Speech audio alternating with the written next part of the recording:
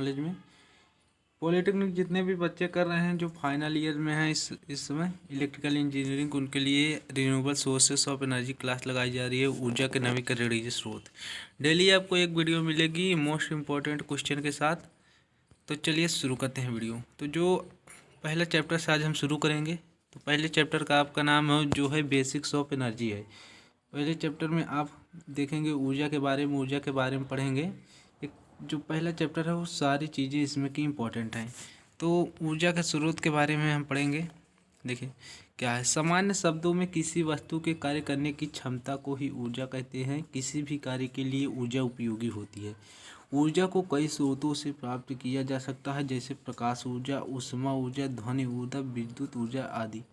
जिन संसाधनों से ऊर्जा की प्राप्ति की जाती है ऊर्जा के स्रोत कहलाते हैं।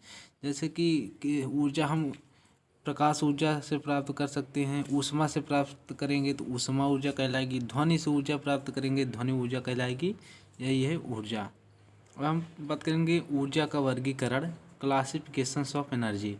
ये क्वेश्चन भी बहुत आता है, तो इसे आप तैयार कर लेंगे। ऊर्जा का मानव के विकास में बहुत बड़ा योगदान है। इस समय वर्तमान ऊर्जा का प्रमुख भार खनिज ऊर्जा स्रोतों द्वारा उठाया जा रहा है। इसके अलावा ऊर्जा के कई स्रोत हैं। ऊर्जा को कई आधारों से वर्गीकृत किया जाता है, जैसे प्रयोग के अनुसार, प्राप्ति के अनुसार, पुनः प्राप्ति के अनुसार। इन सभी प्रकारों से ऊर्जा को वर्गीकृत किया जाता है। ऊर्जा को इन दो भागों में बांटा जा सकता है। देखिए प्राथमिक एनर्जी, यानी कि जो ये प्राइमरी एनर्जी है ये बहुत इम्पॉर्टेंट है।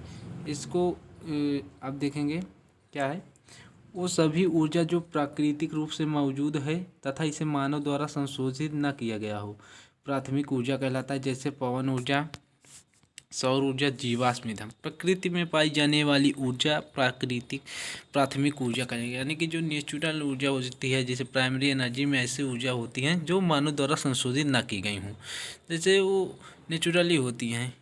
ठीक है, तो इसमें ऊर्जा का प्राथमिक स्रोत है। सूर्य ऊर्जा जो है ये भी प्राथमिक स्रोत है। जीवाश्म ईंधन जो है, पवन ऊर्जा, सौर ऊर्जा, ये सब जो है प्राथमिक स्रोत हैं ऊर्जा के। यहाँ आप देखेंगे हम नीचे, प्राथमिक ऊर्जा स्रोत को ज़्यादातर द्वितीयक ऊर्जा में परिवर्तित किया जाता है तथा इनका उपयोग औद्योगिक कार्यों में होता है।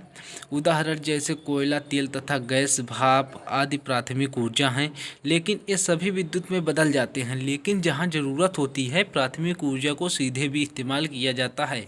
प्राथमिक ऊर्जा स्रोत वे स्रोत होते हैं जो प्रकृति में पहले से ही पाए जाते हैं।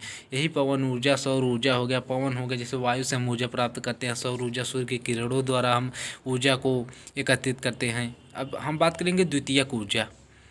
वो ऊर्जा स्रोत जिनको प्राथमिक स्रोत से बदला जाता है द्वितीयक ऊर्जा स्रोत कहलाते हैं। प्राथमिक ऊर्जा स्रोतों को उपयोग के आधार द्वितीयक ऊर्जा स्रोत में बदल दिया जाता है, जैसे पेट्रोल हो गया, डीजल हो गया, भाप से विद्युत प्राप्त करना हो गया। ये जो अभी हमने ऊर्जा पढ़ाया, ऊर्जा बेसिक्स ऑफ एनर्जी पढ़ाया, क्लासिफिकेशंस पढ़ाया, प्राइमरी एनर्जी पढ़ाया, सेकेंडरी एनर्जी पढ़ाया, इन सब टॉपिक को आपको अच्छे से तैयार कर लेना है। चैप्टर 1 में यही सब टॉपिक है जो कि एग्जाम में बार बार पूछे जाते हैं और ये फिक्स आएगा ज़रूर। अकॉर्डिंग टू यूज, अब देखिए इसको हम प्रयोग कैसे कर सकते हैं, commercial and non commercial energy sources.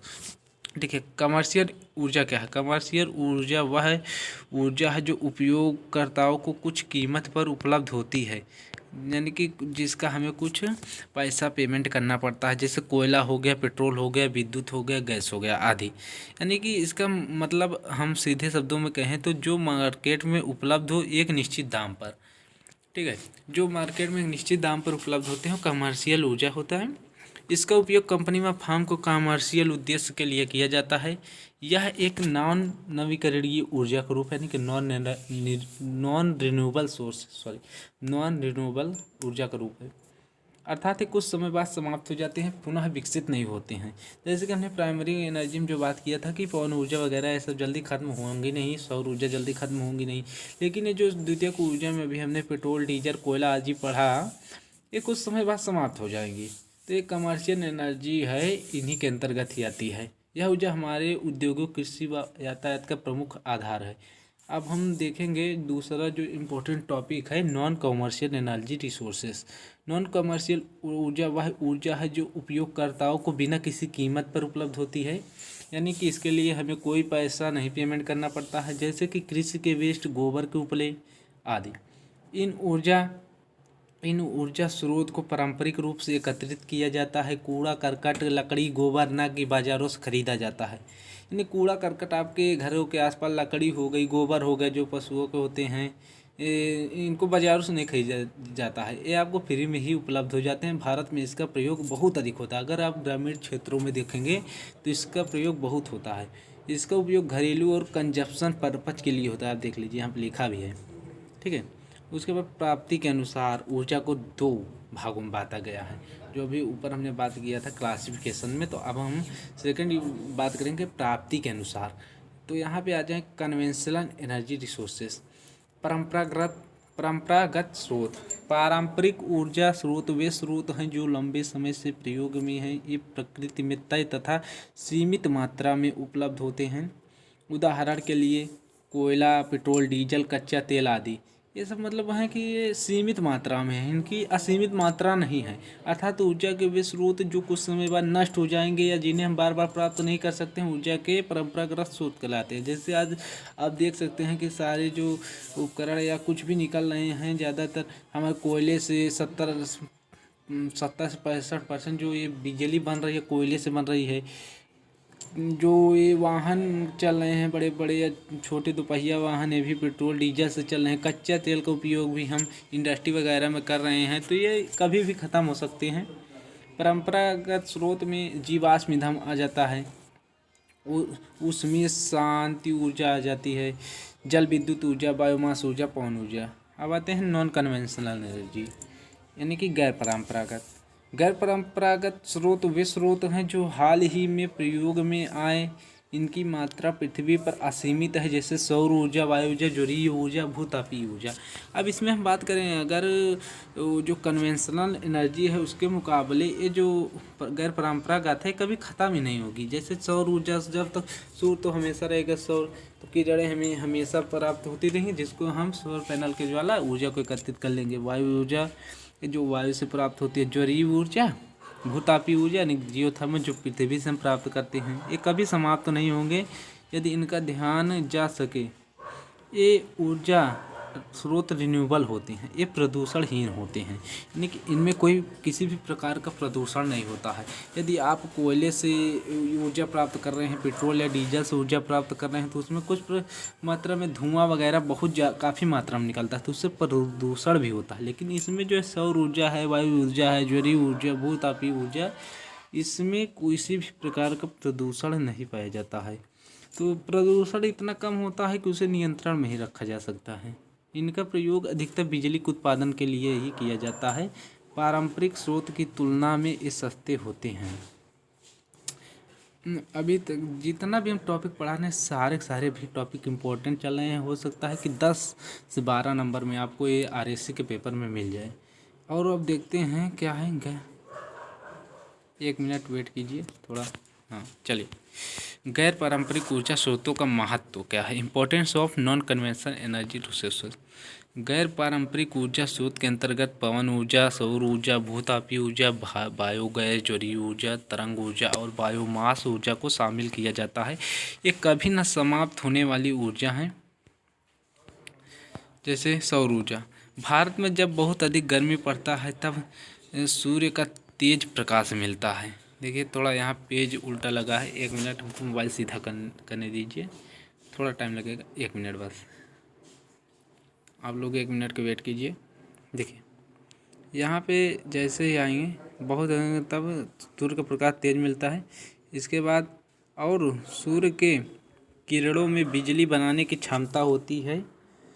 Photovoltaic cell का प्रयोग करके इन किरणों को ऊर्जा में सीधा बिजली में परिवर्तित किया जा सकता है। इसे लगाने के लिए शुरुआत में थोड़ा अधिक खर्च होता है, इसके बाद बहुत कम खर्च होता है। यानी कि जब हम सौर ऊर्जा लगाते हैं तो उसकी जो इनिशियल कॉस्ट होती है बहुत ज़्यादा होती है, लेकिन जब रनिंग कॉस्ट कुछ भी नहीं होती है। यह प्रदूषणहीन होता है क्योंकि बिजली पैदा होने के बाद कुछ भी नहीं बचता है। वैकल्पिक ऊर्जा के स्रोत के रूप में सूर्य एक असीमित प्रकाश का भंडार होता है। देश में सौर ऊर्जा का उपयोग दो रूप में करते हैं हम। सूर्य नंबर एक पे अगर हम बात करें तो सूर्य की ऊर्जा को सीधे बिजली में बदल के हम करते हैं, और दूसरा सौर ऊर्जा को भाप में बदल करते हैं। सौर ऊर्जा के उपयोग से एक कमी है यह है कि रात में सूरज की रोशनी न होने के कारण ऊर्जा का संचार रुक जाता है और मौसम की खराबी होने की वजह से ऊर्जा का संचार नहीं हो पाता। इसकी एक यह डिसएडवांटेज है कि इस सौर ऊर्जा के द्वारा हम केवल दिन में ही ऊर्जा प्राप्त कर सकते हैं, रात में रोशनी न होने के कारण हम उस ऊर्जा का संचार रुक जाता है। नंबर 2 पे हम बात करेंगे पवन ऊर्जा, यानी कि वायु ऊर्जा। वायु के निरंतर प्रवाह के कारण उसमें गतिज ऊर्जा पाई जाती है। वैकल्पिक ऊर्जा स्रोत के रूप में यह एक अच्छा विकल्प है। समुद्र के किनारों पर जहां वायु का वेग अधिक होता है वहां पर इसका अधिक उपयोग किया जाता है। वायु ऊर्जा के उत्पादन के मामले में भारत इसको छोड़ दीजिए कुछ, भारत में पवन ऊर्जा का उत्पादन 45,000 मेगावाट तक ही संभव है। देश में शीर्ष पवन ऊर्जा उत्पादक राज्य जो तमिलनाडु है। पवन ऊर्जा का दोहन करने के लिए पवन चक्की लगाया जाता है। विंड मिल का प्रयोग करके वायु ऊर्जा प्राप्त की जाती है, यानी जो पंखे लगाए जाते हैं बड़े बड़े समुद्र के किनारे, जब ये चलता है तब विंड मिल के पंखे घूमते हैं जिससे टरबाइन घूमता है और फिर बिजली पैदा होती है। इस बिजली का प्रयोग सिंचाई, ग्रामीण क्षेत्रों में पानी पहुंचाने जैसे कार्यों के लिए किया जाता है। वायु ऊर्जा जो होती है इसकी कुछ असुविधा है, इसके लिए बड़े क्षेत्रों की आवश्यकता होती है, इससे अधिक शोर होता है। प्राप्त बिजली हवा के वेग पर निर्भर करती है, लेकिन जब हवा का वेग रहेगा तभी हम इससे बिजली प्राप्त कर सकते हैं। अब आता है हमारा नंबर 3 पर जलीय ऊर्जा। जलीय ऊर्जा का तात्पर्य क्या है कि सूर्य तथा चंद्रमा के गुरुत्वाकर्षण बल के कारण तथा समुद्र तथा महासागर में जो ज्वारें उठती हैं इसे ज्वार ऊर्जा कहते हैं। इन ज्वारों की स्थिति एवं गतिज ऊर्जा को भी बिजली बनाने में प्रयोग किया जाता है। नंबर 5 पे आते हैं भूतापीय ऊर्जा। धरती के भीतर ऊष्मा को ऊर्जा में बदला जा सकता है। यह ऊष्मा पानी के गर्म झरनों के रूप में बाहर आती है। भारत में इसका प्रयोग कम है। तो अब तक यहीं तक टॉपिक रखते हैं, और जो भी नेक्स्ट टॉपिक है अगली वीडियो में उसकी चर्चा करेंगे। अभी काफ़ी लंबा सिलेबस है RC, तो अभी पहला चैप्टर है। जितना भी हमने आज ये टॉपिक कराया है सारे टॉपिक इम्पोर्टेंट हैं, तो आप इसको एक बार लिख कर इसका रिवीजन ज़रूर करें। अगली वीडियो में प्लेलिस्ट इसकी बना दी जाएगी। अगर वीडियो अच्छा लगा हो तो वीडियो को लाइक ज़रूर करें, चैनल को सब्सक्राइब करें। मिलते हैं अगली वीडियो में, धन्यवाद।